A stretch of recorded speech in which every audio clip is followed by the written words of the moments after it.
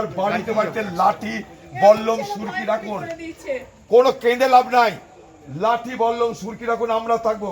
ওইসব কুত্তার বাচ্চাদের দুর্বৃত্তদের পিটিয়ে তাড়িয়ে হবে এখান থেকে। আপনারা রুখছেন না বলে আরো হচ্ছে, রুখতে হবে। না জানি এমনি। বহরমপুরে কংগ্রেস কর্মীদের উপর হামলা, কাঠগড়ায় তৃণমূল। ভোটের রেস কাটতে না কাটতে এবার রক্ত ঝরল বহরমপুরে। উত্তপ্ত পরিস্থিতির খবর পেয়ে ঘটনাস্থলে ছুটে গেলেন বহরমপুর কেন্দ্রের কংগ্রেস প্রার্থী অধীর রঞ্জন চৌধুরী। অভিযোগ, দলীয় কর্মীদের উপর অতর্কিতে হামলা চালিয়েছে শাসক দল তৃণমূল আশ্রিত দুষ্কৃতীরা। ঘটনায় একজন গুরুতর জখম সহ মোট 4 জন আহত হচ্ছেন বলে জানা গিয়েছে। স্থানীয় সূত্রের খবর, তীব্র গরমের মধ্যে নির্বাচনের কাজ করার সময় স্থানীয় বাসিন্দারা সৌজন্যবশত কংগ্রেস প্রার্থী অধীর চৌধুরীকে ফ্যানের হাওয়া দিচ্ছে। অভিযোগ, এই দৃশ্য দেখেই ক্ষিপ্ত হয়ে ওঠে তৃণমূলের স্থানীয় কর্মীরা। এরপরই শনিবার রাতে তৃণমূল আশ্রিত দুষ্কৃতীরা কংগ্রেস কর্মী সেই পরিবার লোকজনকে মারধর করে বলে অভিযোগ। হামলায় 4 জন কংগ্রেস কর্মী আহত হচ্ছেন, এর মধ্যে একজনের অবস্থা আশঙ্কাজনক। আহতদের উদ্ধার করে দ্রুত স্থানীয় হাসপাতালে ভর্তি করা হয়েছে। ঘটনার খবর পাওয়া মাত্রই দ্রুত এলাকায় পৌঁছন অধীর রঞ্জন চৌধুরী। তিনি জখম কর্মীদের পরিবারের সাথে কথা বলেন, চিকিৎসার খোঁজ খবর নেন। ঘটনা প্রসঙ্গে অধীর চৌধুরী তীব্র ক্ষোভ উগরে দিয়ে বলেন, তৃণমূল এখন হিংসার আশ্রয় নিচ্ছে। মানুষকে হাওয়া দেওয়া বা সৌজন্য দেখানো কি এখন অপরাধ? আমাদের কর্মীদের উপর যে বর্বরোচিত হামলা চালানো হচ্ছে, আমরা পুলিশকে বলবো এদের বিরুদ্ধে ব্যবস্থা নিক।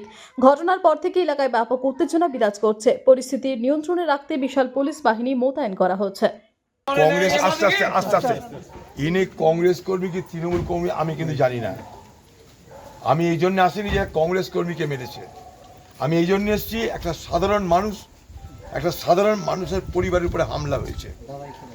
এখানে কালকে যখন প্রবলেম হচ্ছিল বুথে, তখন আমি এসেছিলাম। এখানকার মানুষদের ভোট দেওয়ার অধিকার যাতে সুরক্ষিত হয়, তার জন্য নির্বাচন কমিশনের কথা বলে এদের ভোটার লিস্ট ইস্যু করার ব্যবস্থা করেছিলাম। এখানে এত স্লো ভোট হচ্ছিল যে মানুষ এখানে ভোট দেওয়ার সুযোগ পাচ্ছিল না। আমি সেই জায়গাটা এসে তাদের ভোট দেওয়ার ব্যবস্থাকে সুনিশ্চিত করেছিলাম। এই সময়টা যখন চলছে, তখন আমি কিছুক্ষণের জন্য মন্দিরের গেটের সামনে বসেছিলাম, কারণ দাঁড়ানোর জায়গা পাচ্ছিলাম না। সমস্ত লাইন ভোটারদের লাইনের মাঝখানে ডিস্টার্ব করা উচিত না আমার। আমি তাই ভোটারদের লাইন থেকে দূরে গিয়ে এই মন্দিরের সামনে একটু বসেছিলাম, কিচ্ছু করিনি, মন্দিরের মধ্যেও ঢুকিনি। মন্দিরের যারা মালিক তারা ওইখানটায় গিয়ে বললো আপনি বসে আছেন, একটা ছোট ফ্যান দিল। এই ফ্যানের হাওয়াটা খালি নিয়েছিলাম আমি, তাও বলেছিলাম ফ্যান দেওয়ার দরকার নেই। আমাকে জল খাবার দিতে এসেছিল, আমি বলেছি না কিছু দরকার নাই, আপনারা যান, ফ্যানটাও দরকার না। তাহলে বললো না, একটু ফ্যান দিলাম। ঠিক এইটুকু, ঠিক এই অপরাধে যেহেতু আমি ওকে ফ্যানটা দেওয়া দিয়েছে, সেই অপরাধে আজকে তাদের বাড়ির পরে হামলা হলো। এরা কেউ কিন্তু, আমি দাবি করছি না তারা কংগ্রেসের লোক, আমি দাবি করছি না। আমি বলছি এটা সাধারণ মানুষ, একটা কংগ্রেসের লোক নয়, এরা সাধারণ মানুষ। তাদের উপরে কেন হামলা হবে? তাদের বাড়ির মেয়ে দেখুন, একটা তাদের বাড়ি 2-3টে বোন, তারা একটা সুন্দর বাচ্চা কালকে আমার সঙ্গে হাত মেলালো এখানটায়, তাকে আমি আদর করলাম। সেইটা এরা সহ্য হলো না। 2-4টে শুয়োরের বাচ্চা ক্রিমিনাল আসে এখানটায়, এই পুলিশের মদতে আর তৃণমূলের মদতে যা খুশি তা করে মনে করছে।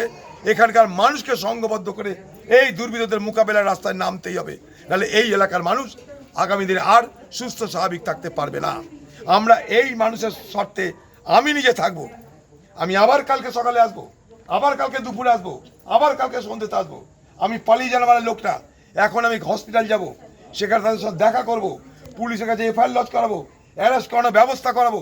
সব শেষে বলছি, এলাকার মানুষ ঐক্যবদ্ধ হন, ঘরে ঘরে লাঠি বল্লম নিয়ে আপনার প্রস্তুত থাকুন। দুর্বৃত্তরা আসলে পাল্টা আক্রমণে নামুন আপনারা, তাহলে বাঁচার কোনো রাস্তা নেই আমাদের, আর আমরা আপনার সঙ্গে থাকবো। দাদা, এইরকম পরিস্থিতি কেন হলো যে আপনি বলছেন যে লাঠি সোটা নিয়ে মানুষকে? এখানে প্রশাসন বলে কিছু নেই। এখানকার পুলিশ যেগুলো আছে নিচের তলায় সব দালালি করে এদের। হ্যাঁ, কেন্দ্রীয় বাহিনী আছে, কেন্দ্রীয় বাহিনীকে পথ দেখাবে কে? কেন্দ্রীয় বাহিনীকে আসামিটাকে চেনাবে কে? তাই জন্য বলছি কথাটা। আমি কেন্দ্রীয় বাহিনী দোষ দিচ্ছি না। কেন্দ্রীয় বাহিনী ভোট করিয়ে সুস্থ হবে, স্বাভাবিক হবে, সেটা আমরা খুশি। এই সব ক্রিমিনালদের কোথায় তাদের ডেরা, কোথায় তারা থাকে, কোথায় মদ খায়, সব লোকাল পুলিশ জানে। এই লোকাল পুলিশগুলো এখনো তৃণমূলের দালালি করছে। তাই ওপরের থেকে আমি জানি। ঠিক আছে। আচ্ছা দিদি, আমাদের তো তারপর ওখানে ডিরেক্টলি বাবাকে মারতে আসে, সেখানে আমার হাজবেন্ড আর আমার বোন ছিল, তো তারা আটকায়। আর তখন আমার বোনের সঙ্গে কথা হয়, কথা কাটাকাটিতে বোনকে ব্যাট টাচ করে আর বোন তখন দু চড় মারে। তখন বোনকে বলে যায় যে আমি দেখে নেবো, বেরোস, গুলি করে মেরে দেবো, এরকম বলে। তো তারপরে তার কিছুক্ষণ তখনই এরকম মানে উকিলের সঙ্গে কথা বলছিল বোন যে কি করা যেতে পারে, এরকম করে গেছে। তো এর কথা বলতে বলতেই বেশ মিনিট খানিক পর, কতটা বাজবে তখন, 8 ঘন্টার মতো পর এই গেটে এসে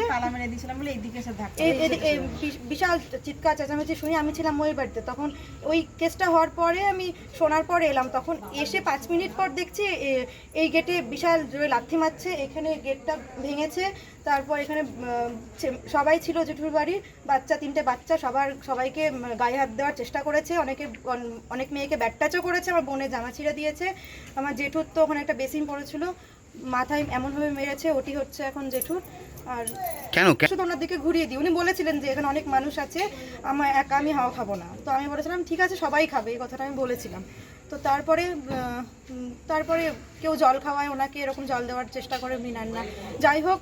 তো ওখানে উপস্থিত ছিল পাপাই ঘোষের মা, দিদা আর বোন, এসে সব পাশে বসে একদম কূটনীতিবিদ করে গেছে, ওখানে দেখে গেছে আর কুটকুট করে ওখানে গিয়ে বলেছে। কথাটা হয়তো বলতে খারাপ লাগছে, ঠিক আছে, ওখানে গিয়ে লাগিয়েছে, দিয়ে এখন মেঘনাথ কি টিএমসি করে? আবার হুমকি দিয়ে গেছে বোনকে, বলেছে যে অধীর কি করবে দেখে নেবো, এরভাবে বলে গেছে। মেঘনাথ কি টিএমসি? হ্যাঁ অবভিয়াসলি, তো পাপায়েরই গুন্ডা, পাপায়েরও গুন্ডা ওটা। আপনার নাম? নারুগোপালের গুন্ডা পাপায়ের গুন্ডা। দিদি আপনার নাম? কে আহত হয়েছে আপনার পরিবারের? কে আহত? কজন আহত?